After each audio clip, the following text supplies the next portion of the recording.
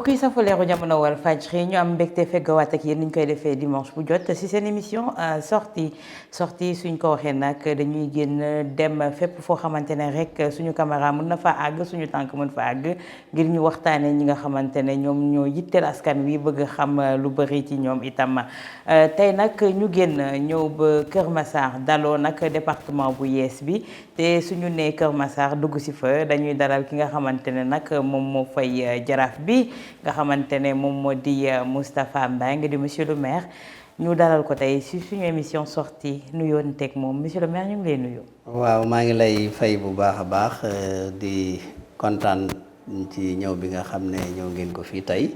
ñu war a jàkkaarloo tey ak sénégalais yi nga xam ne ñi ngi nekk fii ci biir réew mi ak ñi nga xam ne ñi ngi nekk ci bitim réew bi yépp di nuyu tamit njiitu télévision bi commencé ci moom ba ci ki gën a ndaw ñu ngi leen di nuyu yéen ñëpp. di profiter nag ci occasion bi aussi di leen jaale. ndax seen ñetti confrères yi nga xam ne ñàkkoon nañ seen bakkan ci accident bu métti boobu. te nekk ci leeral. ñu ngi leen koy jaale bu baax di leen ñaanal yàlla yal na leen yàlla xare aljana. amin amin amin Firdawsi doon seen noflaay ñu àggalee seen ndaw ci aljana monsieur le maire ngeen daloolu yees nag mu mel ni président de la république daf leen a njukkale ab département. waaw loolu moom xam naa ne dañ ci sant le président bu baax di ko ci féliciter parce que nag doléance bu yàgg la boo xam ne Kër Massar yàgg na ko jooy ndax boo xoolee Kër Massar dafa nekk dëkk boo xam ne commune lañ ko def mu bokk ci département de Pikine waaye ñu gis màggaayu Kër Massar bi nekk màggaay bu gaaw a gaaw Kër Massar commencé di développer nit ñi bari fii trop ba pare mu nekk nag dëkk boo xam ne dafa yaatu ndax tey superficie Kër Massar boo ko xoolee dem na ci 25 kilomètres carrés te boo xoolee tey département de Guédiawaye rek 12 kilomètres carrés la donc loolu nag su àndee ak affluence nit ñi dëkk si bari daanaka rek léegi dootul mën a nekkati commune alakuli alin day dem ci département donc looloo taxoon ñu ko doon jooy pour def ko département président yàlla def daaw bu mu fi ñëwee ci inondation yu métti yi mu waxoon ne dana def tous les moyens ba Kër Massar nekk département donc loolu jot nañu décret bi bërki démb décret 2021 687 léegi wane ne Kër Massar léegi érigé nañ ko mu nekk département loolu nag mu nekk ab kontante bu baax a baax boo xam ne population bi am nañ ko ci di ci sant bu baax. mais est-ce que du njukkal politique monsieur le maire ndax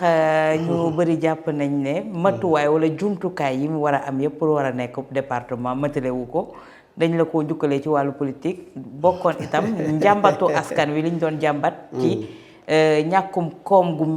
tar gi nga xam te ne am na ci Kër Massar.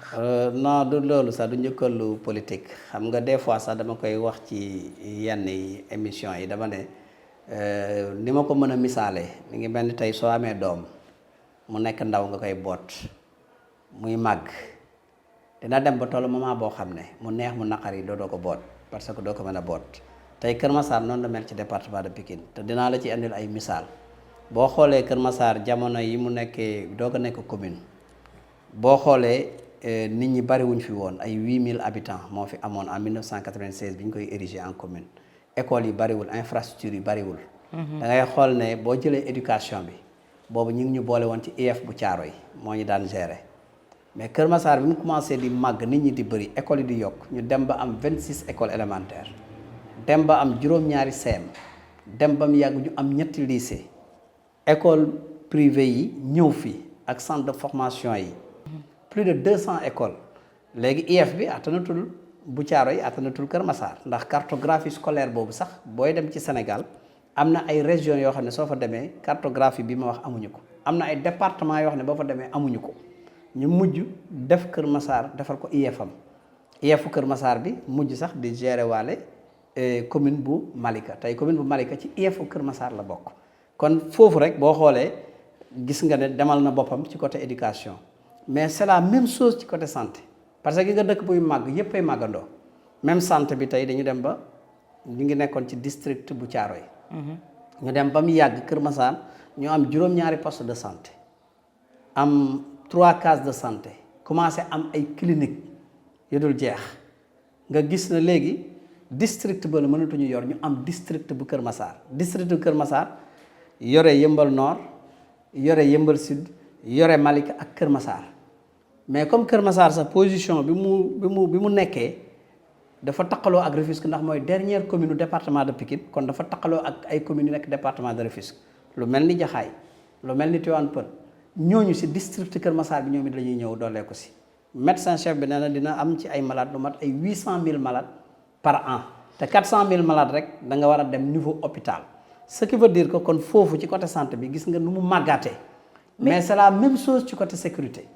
infrastructure yi sécurité bi. parce que côté sécurité nag amagu leen police ak gendarmerie ba ngeen waxoon benn gendarmerie ngeen am. xam nga fii 2014 lan la ñu amoon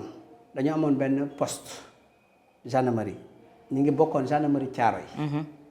mais bi ma toogee 2014 2016 ñu tabax brigade de gendarmerie bu Kër Massar actuellement ni présentement commissariat de police bi pare na tabax nañ commissariat de police bu mag boo xam ne dañuy defar passeport foofu dañuy defar carte d'identité am na ay violon am na ay logement policier kon ce qui veut dire que gis nga màggaay infrastructure ni muy ñëwee ni muy màggee la infrastructure di ñëwee muy màgg donc yooyu yëpp day mujj ni muy demalee boppam ça veut dire que département bi même yow boo ko deful sax da ngay gis ne dëkk bi mi ngi koy defal boppam. mais tey jii dafa amoon ay préalable balaa département bi di am yooyu ci état de projet la nekk. waaw kon loolu moo waroon jiitu mu mel ni dañoo jiital charrette bi. doog cee teg loolu warul jiitu sax xam nga dañ ko tàmm di wax loolu mooy mesure d'accompagnement yi war a am si département xam nga yooyu. mais loolu dañ ko waroon asseoir ba pare doo ko defar. département bi waruñu ko asseoir ndax boo loolu mooy ay infrastructure départementale xam nga boo nekkee niveau commune. infrastructure départementale yi day nekk ci département bi nga bokk par exemple tey boo xoolee acte 3 de la décentralisation ni ñu ko waxee ñu ne dañu bëgg a rapprocher administration bi ci administré yi muy ñun mais Kër Massar ñun am na ay jamono ñun loolu ñuy wax noonu ci acte 3 ñun sentiruñ ko parce que imaginez tey boo soxlaa benn infrastructure départementale fan nga jëm Pikine nga jëm loolu soxlaa tribunal yaa ngi dem ba Pikine soo soxlawee préfecture yaa ngi dem ba Pikine soo soxlawee stade sax boo tàggatee yaram yaa ngi dem ba Pikine kon ce qui veut dire que ñun sori nañu suñu administration mais tey suñu amee département léegi nag mesure d'accompagnement yooyu ngay wax ci lay ñëw léegi Kër Massar am na département il faut que état bi mu am benn programme spécial boo xam ne dina ne léegi comme fii département la fan laay tabax préfecture bi ndax département force mu am préfecture force mu am mairie ville bi fan lay nekk force mu am tribunal départemental ala kulli alin force mu am hôpital départemental force mu am stade départemental léegi nag infrastructure départementale yooyu foofu lay ñëwee mais mënuñu nekk commune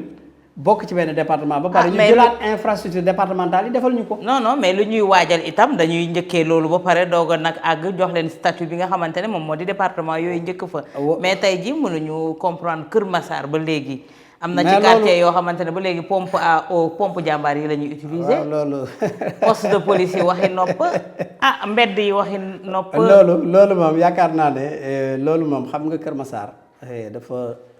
am spécificité par rapport ak yeneen communes yi damay wax ne Kër Massar dafa nekk commune bu ñuy tabax maanaam li ñuy wax sañcaan la xam nga li ñuy tabax moom te pareegul ala kulli alin il faut mu am ay manquement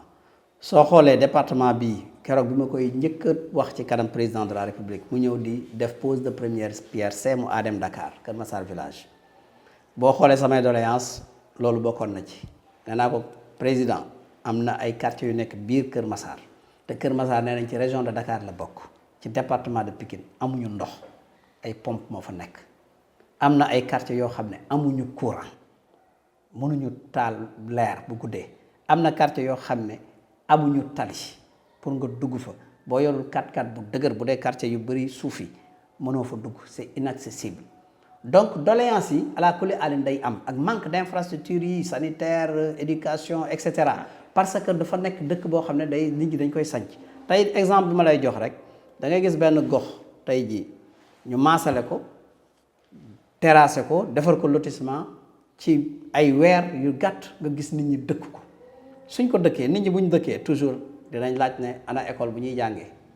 ana fan la ñuy fajuwee fan la ñuy jaamuwee yàlla fan la ñuy tàggatee suñu yaram ana yoon dañuy laaj te Kër Massar dafa rëy 25 kilomètres carrés actuellement quartier officiel yi rek dem na 140 quartier kon xam nga loolu mënoo liggéeyandoo lii fi manqué yépp mais nag quand même am na ay effort yu bari yoo xam ne am na parce que keroog ba ma ko waxee boo déggee réponse bi président joxe dafa ne doléance yëpp dana ko jël en compte pour def ko mais bi mu fa jógee rek si la ñu gis nag léegi projet yi commencé ñëw lu mel ni Promoville tey mi ngi Kër Massar di fi liggéey bi ngeen ñëw xam naa ne sonn ngeen fu ne la ñuy baare parce que ñi ngi defar ay tali goudronné ñi ngi defar ay tali pavé dëkk bi foo jaar ñu baare ne fii dañ fiy liggéey projet mi ngi fi ñëw na fi ñuy defar canalisation yi di gas di dugal donte nag du nekk loo xam ne day mën a pare ci benn at ndax nee naa Kër Massar moom kenn ku leen wax ne mën na ko defar ci benn at wala ci ñaari at wala ci ñetti at day wax lu ko neex ndax bu dee ne ci côté canalisation tey yii ñu démarré nga xam ne ñu ngi ko démarré muy projet 2 bi ci fi amoon ndox mi daaw fu metti fi bi gaal yi doon daw tey boo xoolee tey defar nañ bassin yi canaliser nañ di dugg ci biir mbedd yi mais nit ñi léeg-léeg ñu laaj ma ne ma monsieur le maire nawet bi jege na man leen waaw nawet bi dina ñëw am foo xam ne duñ fa mën a eggagum il faut ngeen xam ne liggéey bii du liggéeyu benn at du liggéeyu ñaari at parce que liggéey boo xam ne c'est dans la durabilité gas ay canal yoo xam ne man bu ma duggee ci biir mën naa ci dox te lépp dañ koy couler ak béton ciment ak fer ay engins lourds di ko gas kooku mënul nekk liggéey boo xam ne dafay gaaw mais nag su paree day éradiquer complètement inondation mais nag il faut mu jël temps donc yooyu yëpp gis nañ ne mi nga am ay progression mais bu département bi ñëwee day gën a gaaw parce que département bi tey la muy créer mooy tax tey structure départementale yooyu ñuy am tey mooy tax tey jii ñu mën a jël en charge préoccupation légitime yi nga xam ne tey population bi yooyu la ñuy soxla mooy yii ñu fi lim sànq. mais tey jii am na doléance yoo xamante ne askanu Kër Massar ñu ngi koy yëkkati. donc li ñuy ñaan daal mooy na gën a yokk loxoom tamit gën a liggéey gën a jàppale jeunes yi Kër Massar yi gën a jàppale population Kër Massar ndax tey jii population Kër Massar soo xoolee yaatu na yaatuwaay boo xam ne tey jii waroon nañ fi am ay lu bëri daal comme lu mel ni stade ñun jeunes yi tey jeunes Kër Massar yi ñu si bëri dañoo am problème mu stade donc tey jii suñu nawetaan su jotee dañuy obligé di dem Pikine wala ñuy dem Mbao di fa fubale suñu finale wala suñu demi finale daaw soo xoolee suñu tournoi yu bëri Mbao lañ ko fubalee donc jeunes Kër Massar yi tamit dañu sonal nañ si loolu noonu. su weesoo stade bi Kër Massar tey jii inondation sonal nañu soo xoolee tamit depuis 2012 ba léegi nii Kër Massar dañoo am problème inondation soo xoolee suñu zone bi ñu nekkee côté Mame Dior diggante Mame Dior Alaaji Paate ah ba côté cité Aynou Madi côté yooyu yëpp ginnaaw Sokocine côté yooyu yëpp daal ndox mi daf ñoo sonal foofu. mairie bi maire bi encore waaw dama bëgg mu bàyyi population bi ñu liggéey. waaw gars yi day jaar fi ñu laajte ay kaas yi des fois ñu déplacé suñu bagage yi yóbbu ko si ancien brigade bi ñu dem fay bi yóbbu na sam pousse-pousse bi. après li ngay def li lay laaj. kaas bi ñaata ngay fay xaalis. njëkkoon na ma laajte 12 000 francs. mairie Kër Massar daal bu nekkoon suñu sago ñu defaral ñu suñu marché bi ak suñu tali bi mais marché bi moom vraiment liggéey bi dafa des ak doole marché bi ndax nawet bu ñëwee fii yëpp day taa marché bi yëpp day taa te et puis xam nga yoon bi fu mu toll nii dafa saturé chaque jour dañuy ñëw ñu ne dinañ ñëw defar mais gisaguñ si daal moom defar moom vraiment. donc nekk nañ Kër Massar nekk na département sant yàlla daal sant yàlla donc tey jii li ñuy ñaan mooy gouvernement bi gën ñoo gëstu si question de sécurité ndax tey jii soo xoolee Kër Massar amul police su fi amee tamit ñu ngi koy waaj a tabax pareegul donc am na gendarmerie ba éléments yi tamit doyul ndax insécurité bi tamit sonal nañu fii Kër Massar soo xoolee agression yi bëri na. ba maa ngi wax maire mu jël si ay matukaayam yu war ndax tamit soo xoolee Kër Massar benn population bu rëy la daal te ñëpp station la ñuy daje te station léegi soo xoolee dafa xat na xatuwaay boo xam ne pour ñëw Kër Massar rek léegi problème la donc ñu ngi ñaan daal maire xam nga territoire yi nii gars yi di fi commerçant yi tamit di siy jaay tamit rafetul daal dëgg na xam nga tey jii ñëpp ñu ngi wët fu ñu jaayee d'accord mais ñu dugal leen si biir marché Kër Massar tamit ñu gën ko defar donc loolu la ñuy ñaan daal maire bi mu gën ñu see jàppale. ñun daal mu defaral ñu tali bi defaral ñu suñu marché bi nga xam ne nawet bu ñëwee du ñuy mën a kii ak suñu koñ yi nga xam ne day taa surtout secteur bi fii yëpp day taa lampe yi tàqul agresseurs yi bëri na fii lu yàlla xam doy na des fois da ngay jóge xew surtout station fii da ngay jóge xew ñuy këf sa kalpe ou bien ñuy jël sa portable. Kër Massar fii wóorul station bi fii wóorul suñu mënoon defaral ay lampe defaral ñu yu baax su ko defee ni bés buy voté mu mën a yomb si moom mais instant bi nii moom wax dëgg yàlla moom Kër Massar moom wóorul dara agresseur guddi agresseur bëccëg. bokk na ci ñàkkum kaaraange bokk na ci anarchie bi nga xam te ne moom moo am à l'entrée de Kër Massar. waaw kenn xamul fooy jaar loolu indi ñàkkum kaaraange bi ñuy jooy éclairage public. kon tey jii man yaakaar naa ne dañ leen a màggaloo te seen màgg jotul. jox leen tur bu mag te tur bu mag ba jotagul woon ngeen àgg ci muy département boobu tey ñu bëri nee nañu maire bi ci social la gën a œuvrer que ci tabax dëkk bi. non dañuy wax rek parce que bon boo xoolee tey jii man mën naa def bilan ci compétence yépp ci en matière de construction parce que benn damay construire man sur fonds propres bi mairie bi am damay construire ak ay partenaires li ñu ma fi tabaxal bari na état bi la même chose tey boo jëlee ci côté éducation tabax nañ fi tey ay CEM yoo xam ne ay partenaires yooyu ko benn bi soriwuñu sax mi ngi nii si ginnaaw boo leen génnee ci kër gi ma joxañ leen ko bu leen neexee ngeen balaye waale ko. mais El Hadj Pathé benn école élémentaire publique la am. CEM baa ngi nii tabax bu am ñaata quartier foofu 20 quartiers moo nekk El Hadj Pathé. mais xam nga loolu dafa am spécificité li ma lay wax rek xam nga village ñun ñëpp xam nañ ay village El Hadj Pathé village la village bi ñu koy dagg ni ñu ko daggee ay borom toola fi ne woon moom seeni suuf di jël di mayeeg di nangam amul sax lotissement bu jaar yoon bu régulier bàyyiwuñu ay espace yoo xam ne tey jii mën nañ fa am infrastructure nit ñi dañuy dëkk ba pare léegi nag doog a wax infrastructure te infrastructure bàyyi woo espace bu ñu la ko defal mais man bi ma ñëwee gis naa ne comme école élémentaire la am amul CEM débrouillé na ba am espace bu nekk fii tey ma am ay partenaires la JICA des japonais ñu ne bu ñu leen joxee espace bi ñu tabaxal ñu CEM tey le CEM est devenu fonctionnel tey boo daan jógee El Hadj Pathé bëgg a jàng CEM ay jamono Parcelles Assainies nga daan dem Parcelles Assainies moo amoon CEM même Aynou Mady bii nekk cité Aynou Mady sax école élémentaire la amoon ak lycée soo demee CEM da ngay génn mais comme JICA dañ ne ñaari CEM lañ lay may ma def benn bi fii def benn bi à Aynou Mady. anarchie bi ci buntu bi nag réglé na. anarchie boobu ngay wax xam nga buntu Kër Massar tey Carrefour la Carrefour bi kuy dem ñàgg kuy dem ñàkku rab kuy dem Lac Rose kuy dem Malika kuy dem Yëmbal Nord Yëmbal Sud Jaxaay Rufisque ñëpp dañuy daje ci rond point bi tax tey jii foofu toujours day am embouteillage waaye la fay jaar ci ay nit ëpp na 100 000 personnes par jour commerce bi nit ñi attaqué ko ambulant yi transport bi tamit dox ndax nit ñi fu ñuy dem oto leen di yóbbu boo xoolee foofu densité ba fa am ci commerce ak ci transport dafa jéggi dayoo ak embouteillage fay am léegi nag loolu yàlla def moo tax bi ñuy defar la route des Niayes tey jii boo fa jaaree gis nga li ñu fay def pont ba ñu fay def bi ñuy def la route des Niayes man maa def plaidoyer parce que dañu yaatal la route des Niayes man leen bu ñu yaatalee la route des Niayes bàyyi rond point bi noonu ça veut dire que Kër Massar mooy gën a la xat mais tey ban proposition laa gis ne war nañ ko fa def mooy ñu def fa autopont aujourd'hui autopont bi bokkul woon ci projet la route des Niayes mais validé nañ ko ba ñu ngi liggéey autopont bi tey su autopont bi parewee dina régler lu bëri foofu. yow lu tax état di diligenté Moustapha say mbir ndax da ngaa bokk ca moom moo tax. non du ay bokk ci moom déedéet loo laaj rek ñu diligenté ko fa. mais du loolu c'est que parce que man xëy na peut-être xam naa sama commune li mu manqué man Kër Massar dama fi yàgg nekkee fi ndaw. résident fii waaw xam dëkk bi gis nu muy màggee sama kanam et tout ça mais ma boole ci nekk maire am vision damay xam nag li fi manqué yépp ndax dëkk bu bees bu ñuy defar yow war nga mën a xalaat boo gisee dëkk bi ni muy développé mu gaaw war nga xam yan infrastructure moo fi war a am ba nga xam ne nit ñi bu ñu fi nekkee dinañ fi mën a dund bu mucc ayib. donc comme foofu xat na xataay boo xam ne tey problème mu Kër Massar yépp mooy dugg bi nit ñi di ko coow mais ñu xalaat ne tey bu amee autopont tey dina am benn fluidité circulation boo xam ne mais insécurité bu tar itam moo am Kër Massar même insécurité bi am moo tax tey ñuy jooy ba am commissariat tey de police buñ defar ba mu pare nga xam ne léegi ñu ubbi ko buñ koy ubbi ma invité leen sax ngeen ñëwaale. yaa ngi wax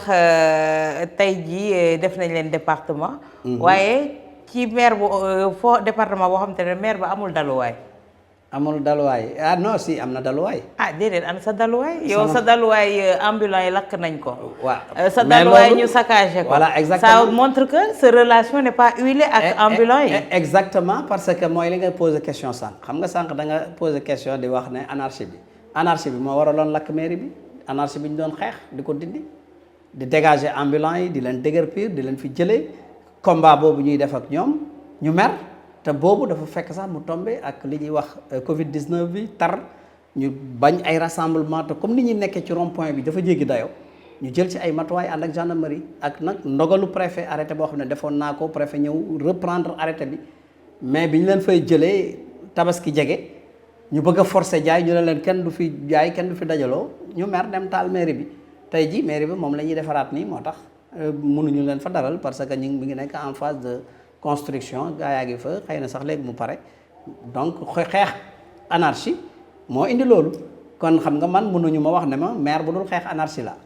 waaw parce que boo xoolee sax rond point bi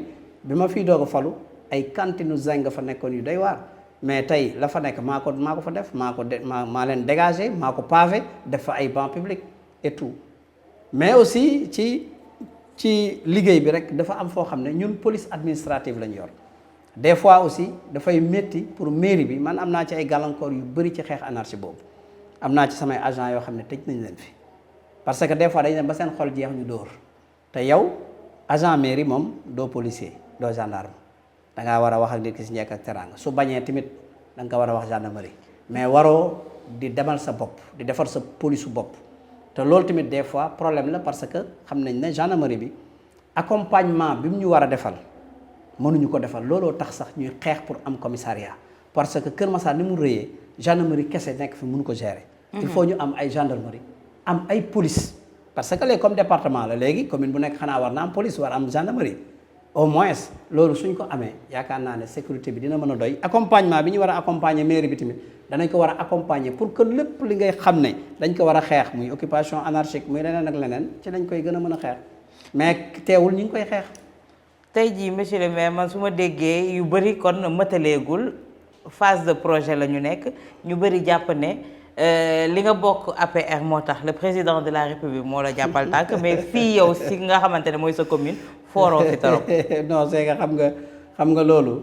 suñ ko waxee dañuy xool côté politique rek mais je pense que Kër Massar 2012 président moo ko gagné ba tey jii may wax ak yow toujours élection bu ñëw maa koy jiite nag maa koy coordonné te ñoo koy gagné te même local yi di ñëwaat ak département bu bees bi ñoo koy gagné waat. incha allah waaw bii pas daf la tingoom nee nañu daf la tingoom ak département bi changé waat carte électorale bi ba nga xamante ne da ngay gën a am. non man sama cartographie électorale changé wul parce que man maa ngi dëkk Alaaji Paté di voté we centre Castor Sotrac. non yow du sa cas kese mais am na sa yeneen administré yoo xamante ne carte bi day changé nga am ñu bees ñu ci dolleeku. découpage bi man laaluma lu bari xëy na peut-être dañ may wàññi sax au contraire parce que yaa ngi dégg sànq waxtaan bi ñuy waxtaan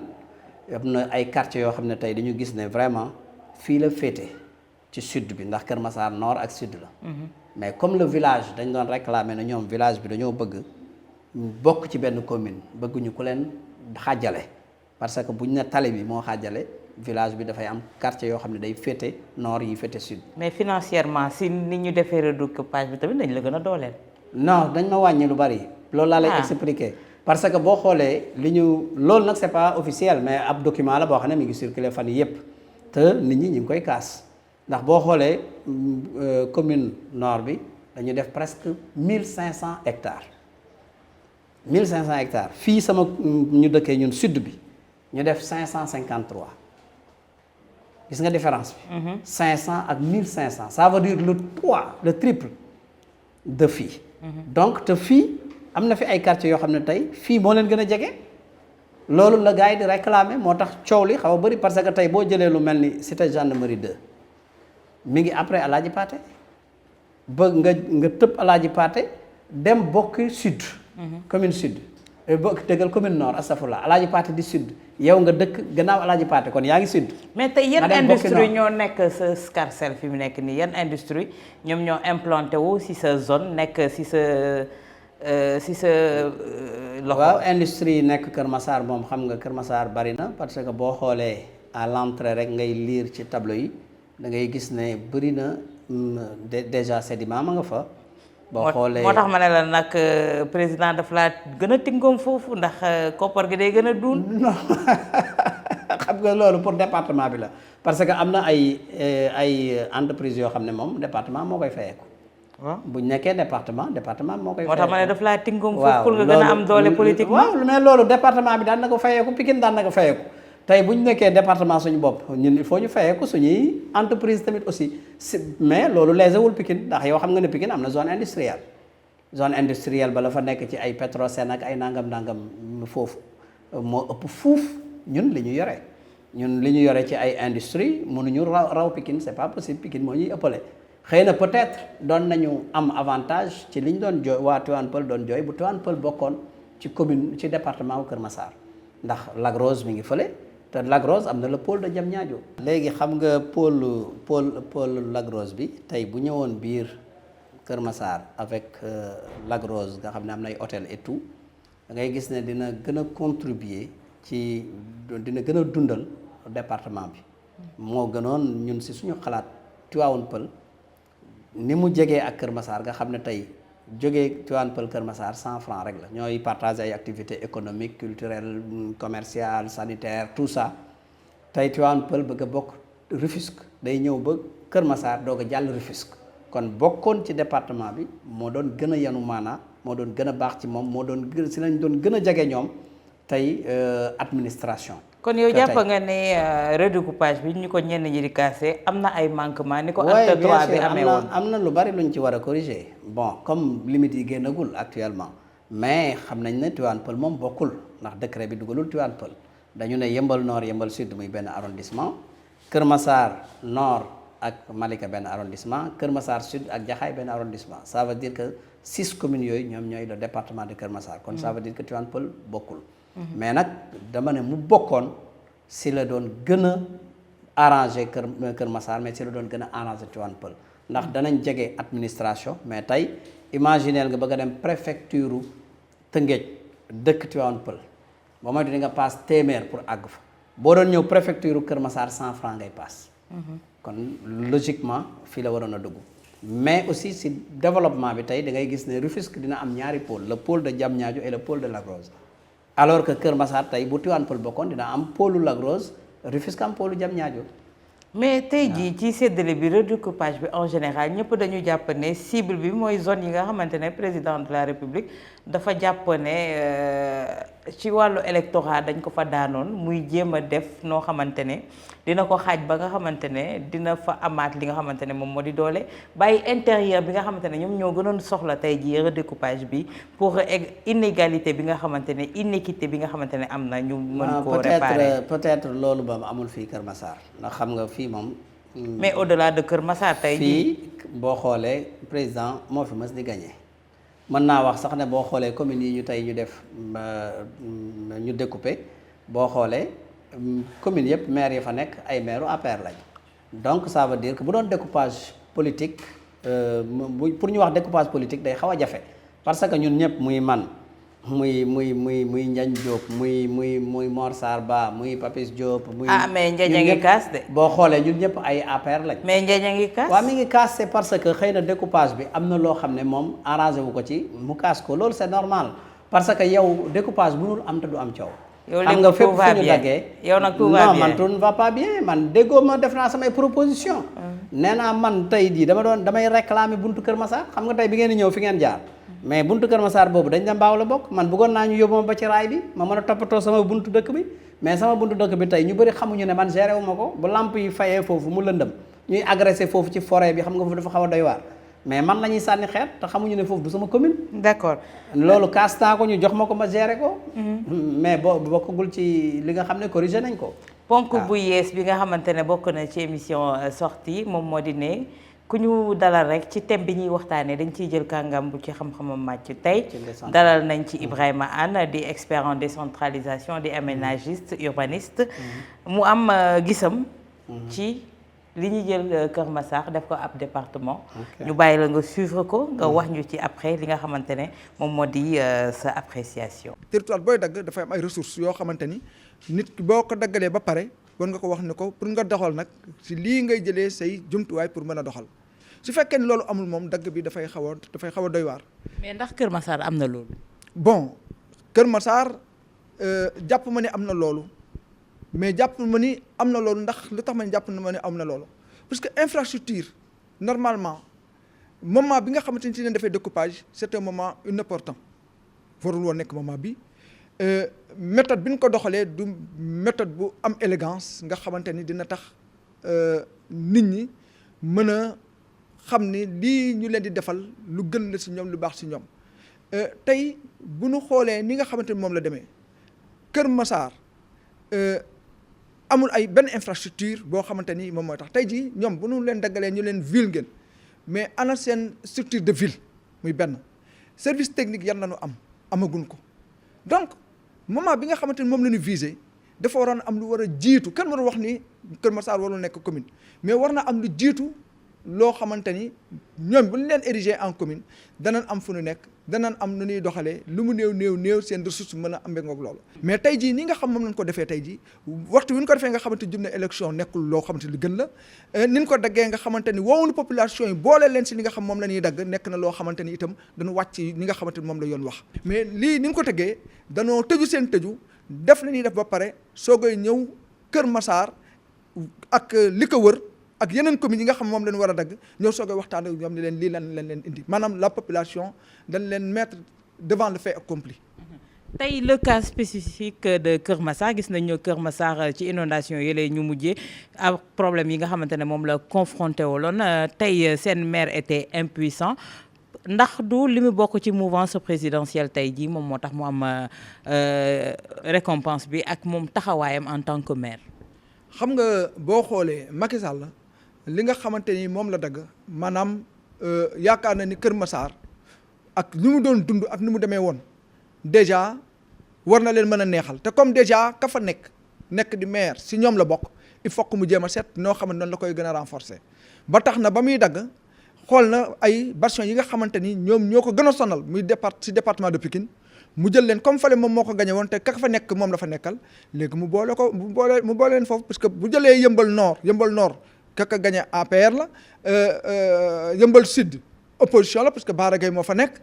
léegi bu jëlee Kër Massar jël yëmbal nord boole leen nga xamante ñoom ñoo fa mokk yaakaar na ni danañ mën a étouffer ki nga xamante ni moom mooy Bara Gaye fa nga xam foofu la nekk muy yëmbal sud parce que ñoom ay bastion rebelle la. voilà yaakaar naa ni monsieur le maire dégg nga suñu expert Ibrahima Anne li muy wax ci Kër Massar yow lan moo ci sa appréciation. waaw dégg naa li mu wax xam nga nee na Kër Massar amul ay infrastructure yoo xam ne war na tax mu nekk département yaakaar naa loolu wax naa ko sànq ci sama biir wax waaye wax naa la ne la Kër Massar am na ay infrastructure bëri ay infrastructure moo tax infrastructure yu compétence yu bëri tey jii moom mu yoral ko boppam tey keneen mënu ko yoral wax naa la ci côté santé wax naa la ci côté sécurité wax naa la ci côté éducation yooyu yëpp li ci Kër Massar def donc xëy na peut-être infrastructure yi muy amul mooy infrastructure départementale yi nga xam ne moom la ñuy wax nga xam ne mooy lu mel ni mairie de la ville mooy lu mel ni préfecture lu mel ni tribunal départemental lu mel ni stade départemental et cetera te loolu mënul tere ñu def département ñu dagg département parce que même commune bi man je me rappelle Kër Massar fii bi ñuy érigé en commune en 96 mais amuñu woon mairie dañoo loué woon benn kër ñu ci tabax hôtel de ville bi ci même pas 1 an tabax nañu hôtel de ville bi toxu si waat ci hôtel de ville bi géré ko c'est la même chose noonu lay demee tey jii Kër Massar nekk na département su ville bi ala kulli àll dañuy loué fii benn immeuble wala benn bâtiment mu nekk mairie de la ville le temps que état di tabax mairie de la ville dans 1 an les mesures d'accompagnement là le programme spécial bi état di def pour mesure d'accompagnement yooyu dañ koy defar donc su boobaa loolu kenn dootu ko waxati donc loolu mënul tere ville am xam nga ville li gën a am importance ville am mooy administration bi nga xam ne dafa sori woon nit ñi ñuy sonn ñu fexe ba administration bi jege leen même bu dee da ngaa luyee bâtiment bi sax tey man ma daan dem ba Pikine bu ma soxlawee tribunal wala préfecture wala leneen perte une journée même boo ma luyeelee fii benn bâtiment ma mën ko fa ñëw ci ay 30 minutes am ko fa dem sama yoon daf may gënal surtout nag boo ma ko joxee ba pare foofu ba pare après war ma ko tabaxal mu nekk fa nag ak man à vie donc loolu la ñuy xool loolu mooy intérêt bi donc département kenn mënul wax ne dafa bon mënoo nekk ci statut commune tey nga war a dem ci statut département sa administration sori woon la ñu ñëw dina defar département nga ne dafa bon déedéet kenn du ko wax. waxuñu loolu mais dañ ñu waxoon ne dafa waroon jiitu. am na non dafa war a jiitu mais warul jiitu infrastructure bi pour mu am il faut département bi am ñu créer arrondissement yi. tey bu ñu créer arrondissement yi xam fan la ñuy tabax arrondissement yi ndax moom mi ngi wax ne boo dégloo gestion participative amu ci. maanaam dañu waroon ñëw waxtaan ak askan bi ba pare. doog a découper mais dañoo def dara ba pare ñëw loolu d'accord naa ci waxtaan yooyu dafa waroon a am dañu waroon def ay audience publique di waxtaan ak nit ñi ndax si découpage dafa am loo xam ne xam nga tey boo déggee village bi. dañu ne ñoom kenn bëgguñu ku leen séparer dañoo bëgg a àndandoo ñoom en tant que village dem ci benn commune. yu mel noonu waxtaan moo koy créer soo waxtaanee ak askan bi doo leen ñëw séparer ba pare après ñuy doog a ñëwaat ne ñun kenn du ñu séparer boo waxtaanoon ak ñoom dañu lay xamal ne ñun kat ñoo bokk suñuy activité culturelle suñuy activité socio-économique ñun dañoo war a ànd suñu àndee ci la loolu di dox mais soo leen ñu tasee dootul dox su boobaa ngeen boole leen donc loolu man dama ciy d'accord ak moom waaye bu ne infrastructure day jiitu rek day mel ni gestion participative bii muy wax.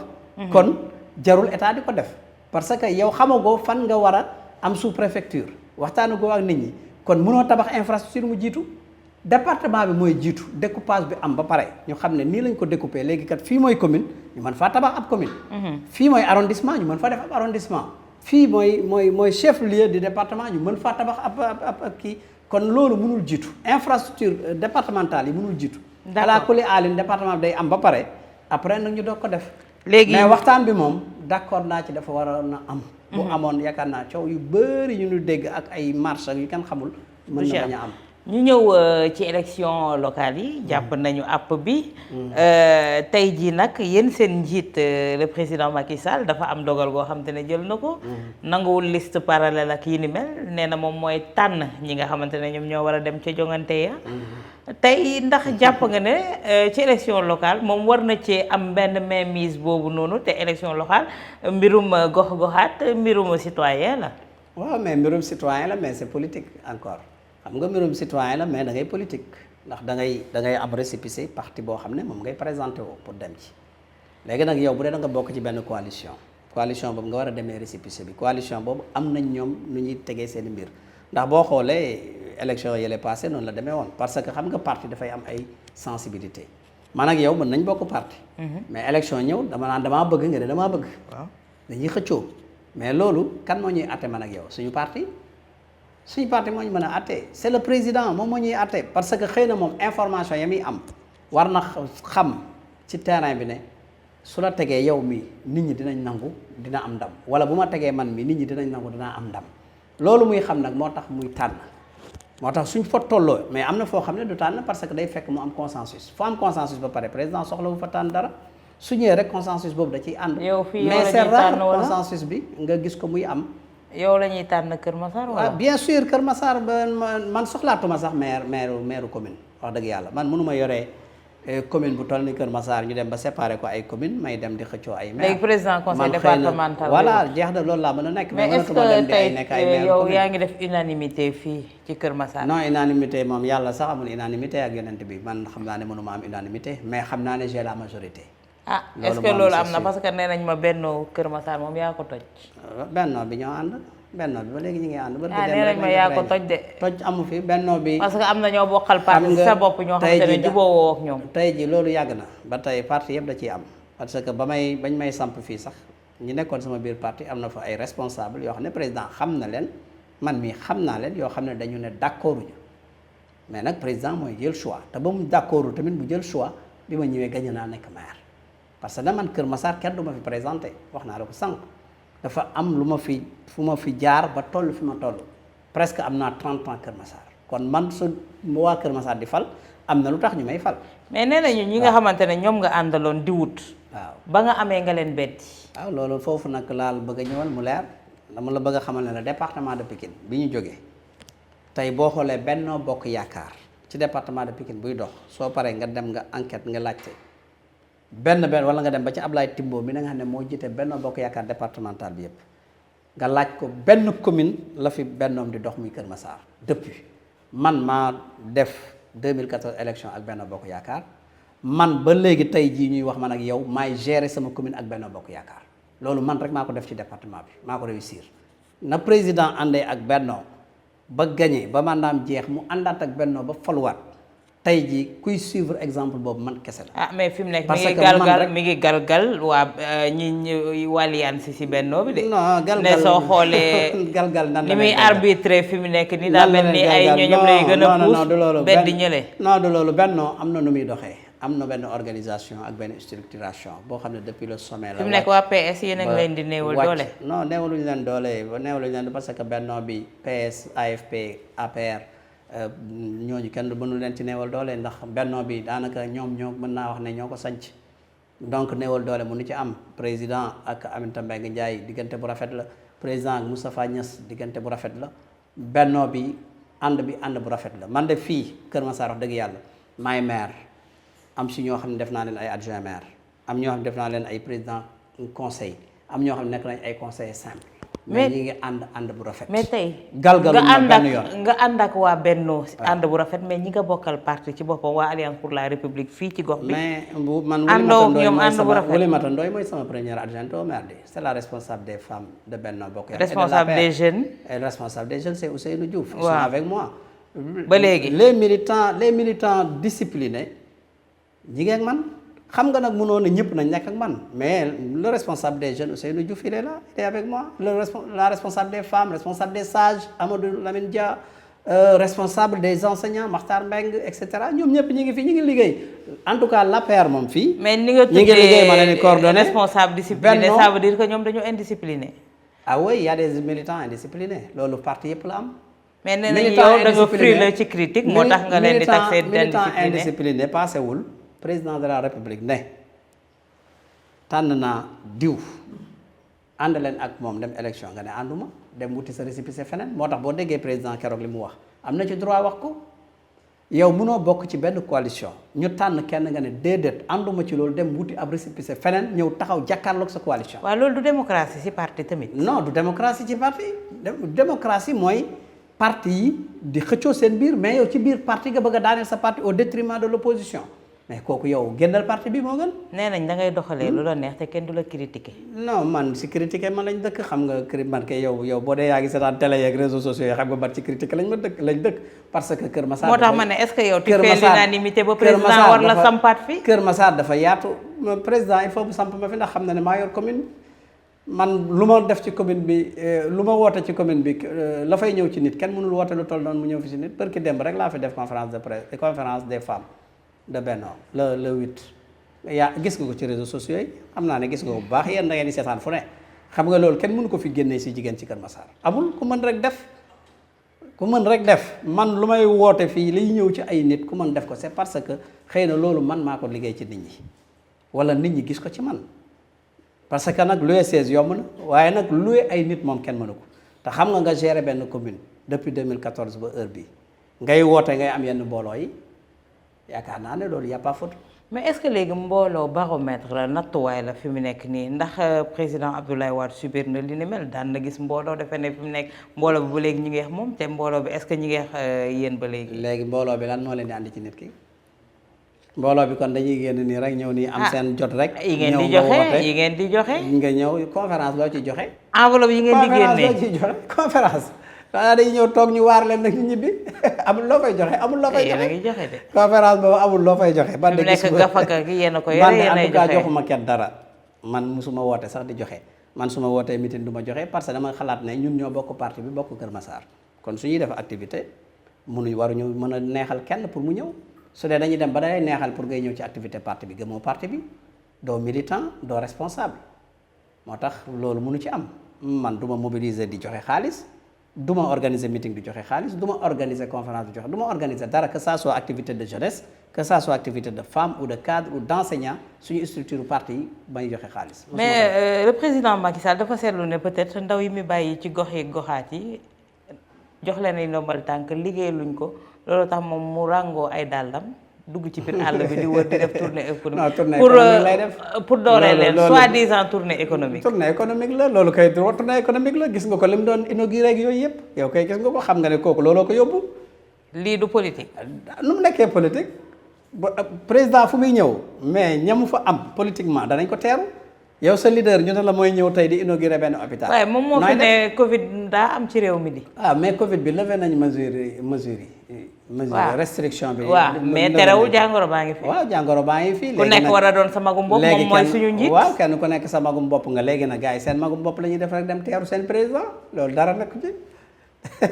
est-ce que loolu sérieux am na ci monsieur le maire. bien sûr sérieux am na ci boo xoolee Covid bi niñ ko xeexee Sénégal nga xam ne sérieux am na ci. même nit ñi sax sérieux nañ bu nit ñi sérieux wul woon du demee nii am na ay dëkk yoo xam ne tey ñoo ñu gën a sonn ci Covid bi. yan raison le président war a évoquer tey jii ba naan day def tournée économique suñu xamee ne. defoon na ko si diir bu yàggul. mais loolu dafa baax ñu nekk ci période Covid bi comme ni ma ko waxee suñu taux de croissance régressé ba nga ne ma lii lan la 1% yooyu sax tey jii dañ koy laam-laame ndax am na. loolu nga wax nii nag moo tax président war a dem def tournée. est-ce que lii tournée économique la. suñu xoolee ci doxalin bi ak ci jëfin bi est-ce que tournée économique la. tournée économique la xam nga lu tax tey jii fii ñu toll nii président war na delluwaat tey ba au fin fond du Sénégal xool foofu xam lu fa xew xam réalisation yi muy def aussi est-ce que réalisation yi ñu ngi koy def comme ni mu waree. économiquement tamit foofu lan moo fa des ak lan la population bi soxla. xam nga daf ko jot a def te évaluer gul woon. am oreille attentive des populations loolu dafa am solo gis nga président soo gisee programme yëpp mu mën ko def c'est parce que président ba muy avant muy nekk président sax boo rappelé woo dafa dugg Sénégal fépp au fin fond du Sénégal. mais est-ce que du tey M2D daa nekk ci seen kaw moo tax loolu moo ko permettre tey boo xoolee yow boo waxee dëgg rek boo xoolee Sénégalu démb ak Sénégalu tey boo demee ci àll bi. tey bëri na ci àll bi ndax man damay bouger fu nekk laay dem de ndax maa nga dëkk ba Jolof nag sama dëkk sori na trop ak Dakar gii ma nekk nii xëy na fi laa juddoo fi laa yaroo fi laa màggee waaye sama cosaan Jolof la waaye tey bëri na foo doon dem tey foofu ay tali rang-rang nga fa daan fekk lëndëm nga fa daan fekk ñàkk ndox nga fa daan fekk mais tey loolu am na loolu xam nga lan moo koy def mooy nga dem ba ngay soxla fekki nit ñi ci la ñuy dund nga xam ko après nga mën a teg ay programme yoo xam ne dana ñëw dimbali. est-ce que bu muy dagaan ba mu fa demee ca la gëj a xam la xew ca dëkk ba. déedéet parce que programme yi ñëw na fa tey man sama dëkk ba ma dëkk tey ci Macky Sall lañu amee tali ci lañ amee courant ci lañ amee ndox ak yeneen dëkk. mais est-ce que du M2D daa nekk ci seen kaw moo tax ngeen ne xaaral ñu nattaat suñu bopp. non jaajaat yow boo xoolee sax xam nga ne ñun ragaluñ kenn actuellement ci politique ci majorité pour gagner ay élections xëy na ñi jekkul kay ñoo wax mais ñun xam nga ne jekk nañ. yow ban maire APR ngay dem actuellement ne ko ndax jekk nga élection mu naan la jekkuma man élection yi bu doon suba Kër Massar pare na keneen noonu sama yeneen morom xëy na kay ñeneen ñi ñoo jekku tey jii te ñoom ñoo yore làmmiñ yu rëy nag di wax rek te ñoom jekkuñu de wax ji yëpp yow xam nga ne opposition bi sax jekkuñu yow pour dem élection. waa nattuwaay bi léegi mu jot. yàggatul la yow yaa gën a xam ne jekkuñu yow. xam nga ko nag de bañ a wax fii rek. nattuwaay bi yow ku njëkk ak ku jekkul yow bañ àgg fa mais tey jii Moustapha suñu àggee ci cappaandaw la ba président Macky Sall war a tànn ne la Moustapha damaa bëgg nga bàyyi ñii ñu jàll yow nga ñëw. ñu xooli leneen ma bàyyi leen man nag sama politique moom dama mës a am discipline de parti. man du ma xëccoo ak sama leader politique. nga bëgg conseil départemental bi président ne mais la du ma bàyyi xëccoo ak président su ne ma bàyyi rek ma bàyyi. kon su ne ma jàppal ma jàpp su ne ma bàyyi am na ambition bu baax a baax. ndax gis nga président bi muy doog a falu man président fii mën naa ne maa njëkk a nekk ci moom man bi muy bàyyi PDS laa bàyyi ñoo bokkoon nekk PDS. et j'étais conseiller municipal PDS fii ci biir mairie bi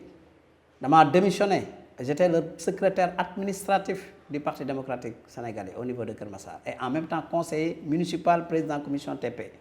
dama démissionné bi président bàyyiwee dem fekki ko boobu amul sax parti. est-ce que lii du li ngay wax nii du yaa ngi koy fàttali sa bopp. wan ko ne ko damaa non jarul fàttali man président mënuma fàtte ndax dama ko liggéeyal fii Kër Massar lu rëy xam naa ko. conviction ba ma amoon bi ñu demee ba président gagné en 2012 pourtant man faluma benn poste boo fàttali ko. président mi man deuxième législature président ci laa doog a nekk député mais premier législature ñan ñoo nekkoon député te pourtant maa fi indi parti bi maa fi indi président maa def lépp mais faluma woon mais taxul woon tamit ma bàyyi damaa continuer dama doon liggéey parce que su dee conviction nga am ci li ngay liggéey yaakaar naa du ay problème de poste moo lay war a tax ngay bàyyi. d'accord joxuñu ma poste rek naa bàyyi non non bu jotee rek nga am ko gi nga ay affaire poste moom man li ma gëm xëy na yar bi ñu ma yar la peut-être mais man dama gëm ne ay affaire yàlla la. ay affaire fal ay affaire yàlla la yàlla mooy fal ku ko neex te gis nga heure bu jeexee nga wàcc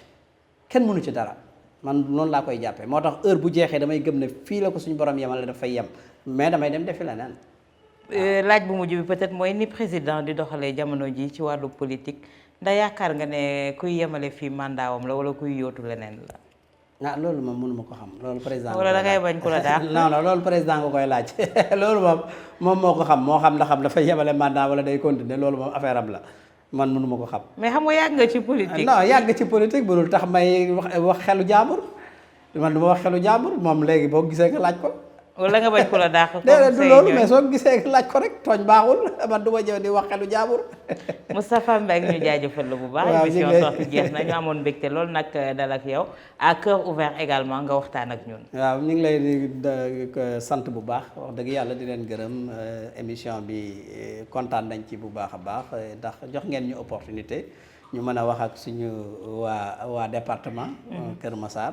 mën a wax ak tamit sénégalais yi nga xam ne ñu ngi ñuy suivre ak sénégalais yi nga xam ne sax ñoo ngi nekk ci bitim réew ndax léegi xam ngeen ne les nouvelles technologies développé na développement boo xam ne yéen a ngi ba bitim réew yéen a ngi ci biir réew mi yéen a ngi fépp à travers le monde kon loolu dañ leen ciy sant bu baax di ci sant kilifa kër gi di la ci sant yow ak ñi nga xam ne ñoom nga àndal yëpp. defaale ci appel du pied président de la république tamit. appel mu du bañ pied laa fàtte. mu bañ ci maa conseil fàtte. départemental. non je sais que man président du ma fàtte man loolu xam naa ko. di la jaajëfal bu baax Moustapha Mbengue di maire bu Kër Massar ñu amoon mbégte feggoog moom à cœur ouvert comme ni ma ko waxee sànq mu dalal ñu waxtaan ak moom ci gan gu yees gi nga xamante ne cërale nañ leen ko muy ab département. dégg nañu lu baax li nga xamante ne moom la ci wax à votre appréciation très chers téléspectateurs de Walf TV la voix des sans voix di jaajëfal équipe technique bi ma àndaloon yëpp Charles René Fall Serigne Saliou Bey di jaajëfal bu baax ci montage bi Dieyna Dabo Ba di jaajëfal sama réalisateur di Théodore Semedo di leen jaajëfal yéen ñi safoo leeru jamono Walfadjri rendez-vous dimanche prochain bu soobee suñu borom.